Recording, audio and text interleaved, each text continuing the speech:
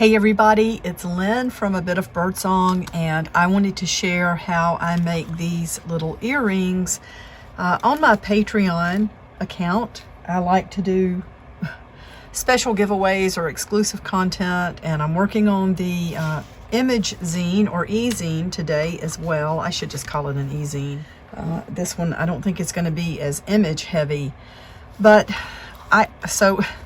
let me say first of all that I was punching holes in the paper discs with my favorite awl, and then I got online and ordered a small punch from Amazon. Who knows if this is going to work? I hope it does. I've never had one of these really tiny ones, but let me show you how easy it is to make these. I've punched out a couple of circles. I guess these are 1-inch circles. Let's measure real quick. I have a couple of these paper punches. Yeah, that's a 1-inch circle, and it's kind of just the perfect size. So what I do, I have this piece that's going to go on top, and this is just so easy. If you have any kind of fun paper that you want to use on the back, and honestly, I've been punching some of this fun, highly stained paper from my art desk. It also has a little bit of texture, and we've got that. The only other piece is going to be a center layer, and let me find the piece of paper I was using for that. Here it is.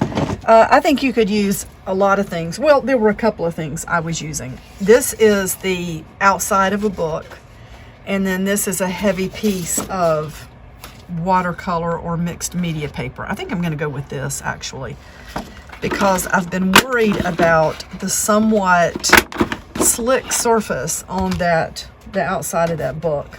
I don't want it to come apart or start folding away, the layers to fold away from each other. So we get our Mod Podge, and where is my brush that I use for that? It's over here, I think. I think that's the one I was using.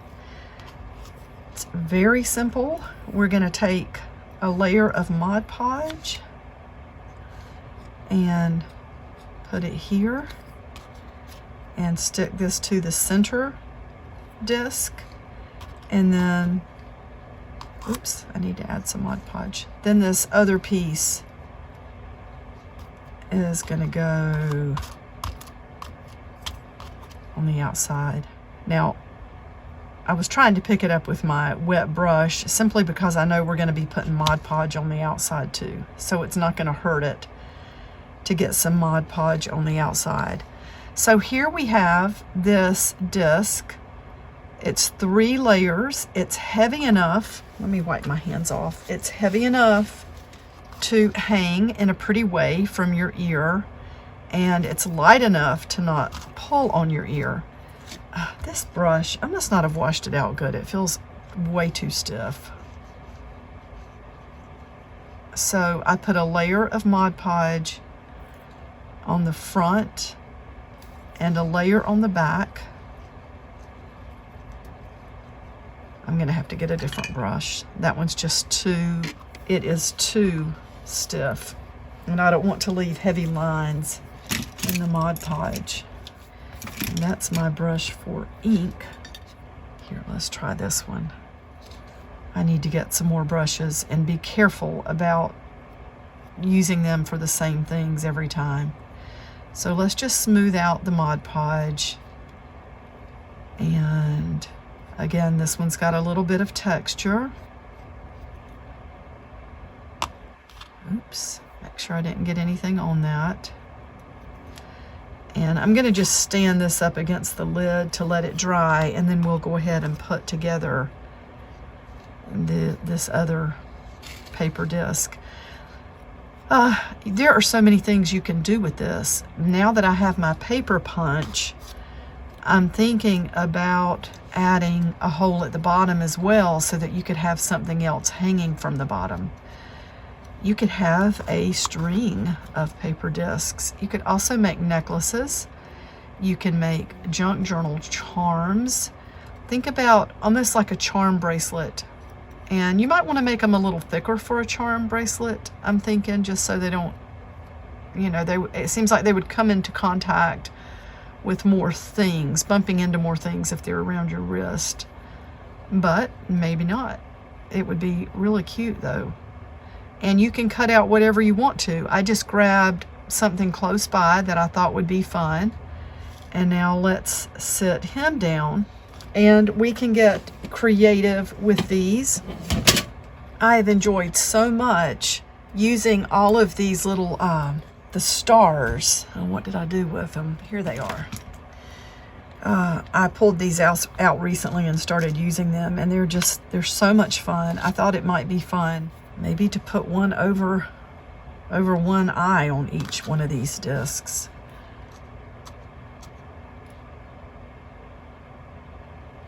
So he's got a star in his eye there. We're going to go over it again with more Mod Podge. Let's put a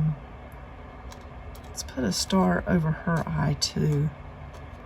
I was hoping I could just pick that up. Push it over a tiny bit. And these dry so fast. So I'm going to dry those just a little bit so we can keep working with them. They already feel completely dry. That was just a couple of minutes. And now, do I dare? Let's try to punch this. I hope this works. Oh, lovely. That went right through. I'm so excited about that. That's going to be so much neater than poking that all through. Did leave a little bit of a mark on there, but I think we can flatten that out. And so what else could we do to make them more exciting? We could probably add a little bit of color to their cheeks. You know what? I don't think I washed any of these brushes out.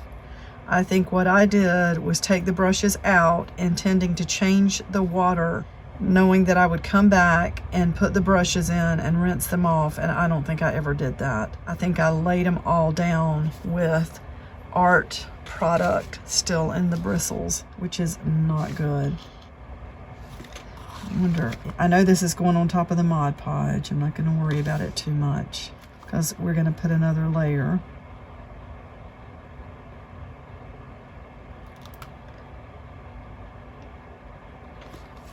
So there, she's got some color. Maybe we should give him the tiniest bit of color.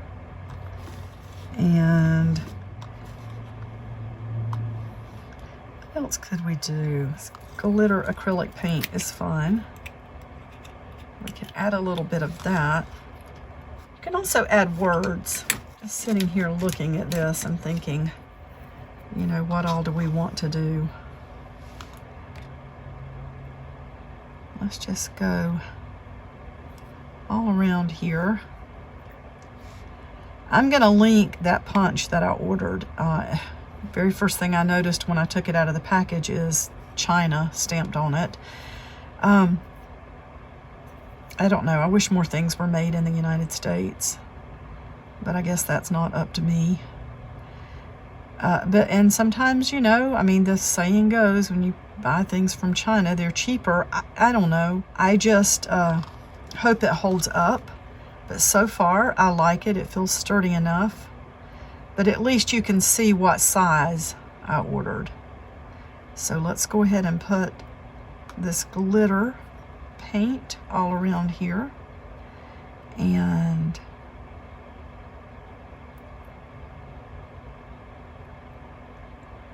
brighten her up some. He might need a tiny bit more.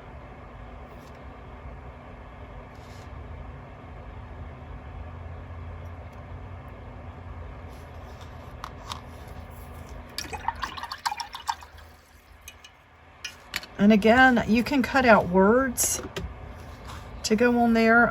Let's see, where is my... I think this is... I gotta remember to put these in the water. I think I'm the one causing my own problems by letting these brushes lay out and get stiff. And I notice if I paint over that little hole that we've punched, it can fill up, and you don't want that. You might be able to go through with the awl just the tiniest bit to get the Mod Podge out of that hole.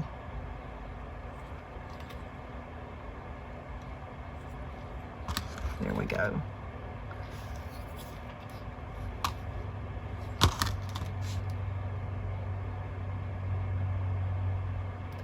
That one's got a little speck of something on there. I think it's part of a bristle. I want to pull that off. And let's stand this one up and let it dry and add another layer to her. I'm going to try not to get Mod Podge in that hole this time.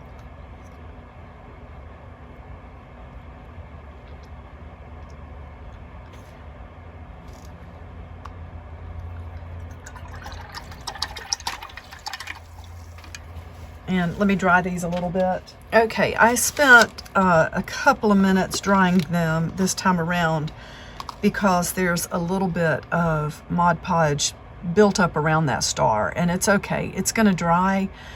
It's dry enough to do what I want to do at this point. Now, I was using this tarnished brass, the distress paint, but I'm really almost completely out. And I love this copper that I purchased recently. It's the Deco Art Dazzling Metallics Bright Copper. And wow, I really left a pile of that sitting last night. Shake this up really good. And it looks like there was just some right there ready to come out. Let me dry my hands off because I don't want to get this in a place where I'm not intending to. And I like just going around the outside of the disc. And you lay the brush sideways to try to keep it just on the edge. Now, honestly, it always ends up, and it's always already done it here, it always ends up going over a little bit. I'm sure if I would slow down and be more careful, that wouldn't happen. Or if I decreased the amount of paint on the brush, it wouldn't happen. Now, if you lay your brush down this way and push, all those bristles are going to go around on each side, which is why I'm just trying to keep the brush flat this way. When I was doing the holes in these discs with just the awl, I was also putting a tiny bit of this, like a metallic paint, around the hole to make it look like a like some sort of finding or something. Like maybe it was a metal thing in there, just to kind of hide the paper look. But with this, with it being punched so neatly, I don't think we need that. Of course, I've already got quite a bit on the disc. There must be a bristle dragging down on the side. But that's okay. I don't think it needs to be perfect. These are paper scraps after all. And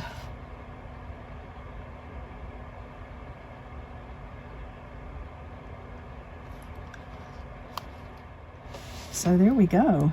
I kind of like, they almost look like pennies with that bright copper color. And you could come back and add a few little, like if you decide you want to get a spot here or there on the actual disc, you can do that. So that's the set. And of course I'm putting these on the hoops like this. There's different sizes that you can buy. This is about, wait, that's a large one. I don't want one that large. I see a small one in here, I think. There's two different sizes tangled up in here. So this is really, without being closed up, is about the same size as the disc. So at this point, it's like a 1-inch circle, but it's going to be smaller than that. once you get done. And what you want to do is you have a loop on one end, and then this other end, you kind of, like if you were putting tiny beads on here, you would not bend it yet. But I'm going to take just the tip of these pliers and bend that part straight up. I don't know if these are dry enough for me to mess with yet.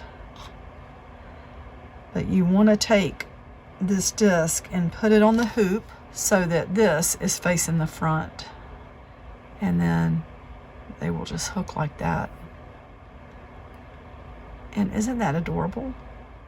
It's like wearing little bits of art. So, like, can you imagine making Frida?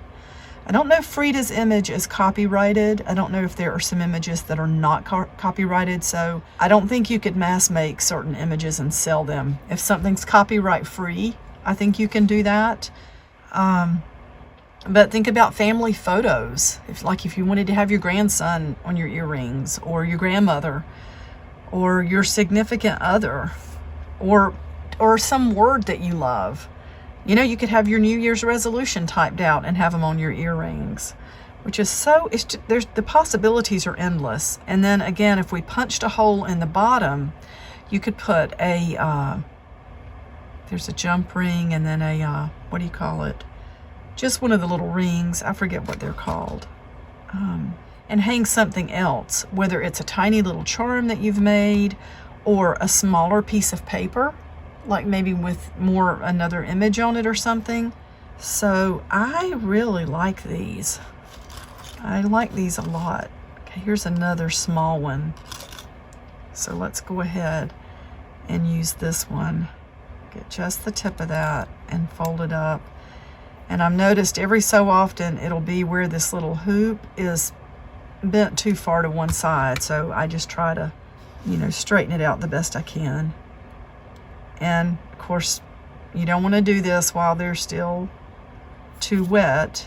You'll end up with paint everywhere, which is not going to be a good look. It almost looks like I've got paint on that, but I don't. It's a reflection. When I turn it to the side, it's completely clean. So that's that little set of earrings. Aren't they adorable? Well, thank you so much for watching. And again, I am out in my workshop working on the zines. I've just had so many thoughts about how I want to do them and the timing and, what I want them to be, what I want them to be like. The possibilities with zines are endless too. So I will be back soon with some regular content on my channel, and thank you so much for your support. I truly appreciate it, more than I can say. Okay, bye for now.